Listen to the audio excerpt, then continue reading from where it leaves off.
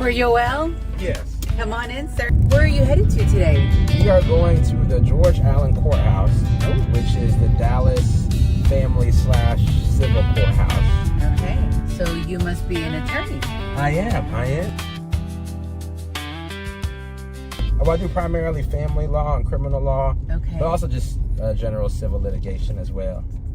I gotta write this down in Yes. case I ever need a lawyer, Yes. right? What does civil litigation mean? So basically, civil lawsuits. There's some civil stuff we don't touch, like personal injury, but we have people we work with on those. Most of the civil litigation we do is civil defense, representing businesses on lawsuits. What made you decide to be a lawyer? Oh, that's a good question. So when I was younger, people used to always tell me as a joke that I should be a lawyer because I argue a lot. Oh, okay. And then after hearing it 100 times, I thought about it one day. I said, that's actually not a bad idea. Yeah. Why not? And I used to always watch crime shows and legal shows, and I found them to be very interesting. And so I just kind of put two and two together, and I thought, this could actually be something that I enjoy. So when I was in high school, I said, to test the waters, I'm going to join the high school mock trial team. My high school had a mock trial team where you go into court and you Oh, wow. you compete against other schools, being basically fake lawyers. Yeah. And it was very fun. It was very interesting for me. And I said, this is my calling. Yes. Out of all the cases that you've ever done, like, what is your favorite type of case? I know this is kind of ironic, but I would say the high stress cases. Okay. High stakes cases. They're very exciting to me. The low stakes cases, they might be better for me mentally, a lot less stress. Yeah. But I like... You thrive in... the pressure. Yeah, somebody dependent, that gets me excited. What makes your approach different? Number one, you never give up. I always tell myself, never give up until we get the outcome that we want. Number two, we also genuinely care about the client. You know, if I have to put in a couple of free hours because my client is down this month, especially after they pay me thousands, I'll say, okay, I'll work with them, We work with our clients. Those are the two main things that separate us. When somebody calls you and you're like, hey, I need you to get on this. Right. What does that typically look like for you? First thing I try to do is get all the facts. I like to be the one to answer every single call because I like to know every single detail. And by the way, I like that people answer direct. Like, I hate the world of AI where AI is answering everything. I know. What is the primary mistake that people make?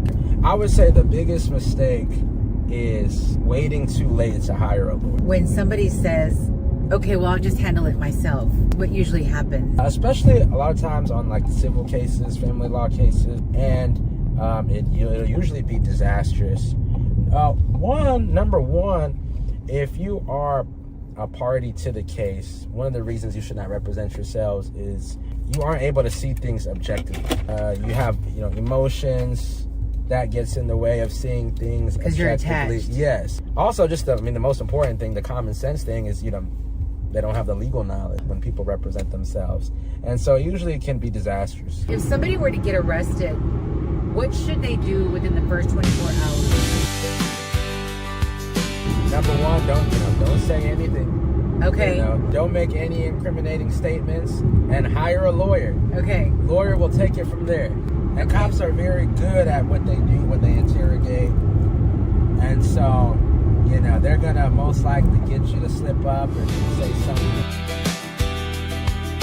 What is your opinion? What's your take on this whole AI? So like when people try to use AI to investigate, to determine, to make decisions, what is your opinion on that? I would say that it's not a good idea. AI can be a good tool, but not for law. At least not yet. Maybe when it advances down the road, it could be. But no, you don't want to take any chances. Because even as great as AI is, it's not a substitute for a lawyer. AI cannot do that a lawyer can do. And one mistake could be the end. what's some of like the harder cases, right? When there's children involved. Right. And there's drug use involved. What would you say to that mom or to that dad who made a mistake and is going through something like that? What would you say to them? Where we try to go from there is what we call mitigation. Immediately go into rehab. There's a lot of free resources out also for that, because a lot of times people will say that they don't have the money for it. There's a lot of free resources, and we offer them. We tell them where to go, and I would say that would be the number one thing. If there's drug use involved in the custody case, go to rehab immediately. It's a case that really stuck with you. Okay, there's a case that I'm actually working on now. I've been working on it for about a year and a half now. Wow. It's a custody case. It's probably one of the cases that I'm the most emotionally invested in. Okay. And this guy had awful luck. I represent the father. The mother of his child is just a nutcase. She hates him. Yeah. He says to this day he doesn't know why. When she was pregnant, he broke up with her. But he broke up with her because she was a nutcase. And so ever since then, she's basically made it her, mission to try to alienate him as much as possible from the daughter's life. Currently, so the daughter is almost 12. I think she turns 12 in May. And the past 2 years, it's just been basically a mess. So he had a couple lawyers. They ended up dropping the ball, and he ended up being placed on supervised visitation, which means he can't see the daughter outside of a facility. And literally the reason is because about 2 years prior, his lawyer didn't show up to the hearing. Oh my God. Then he hired another lawyer.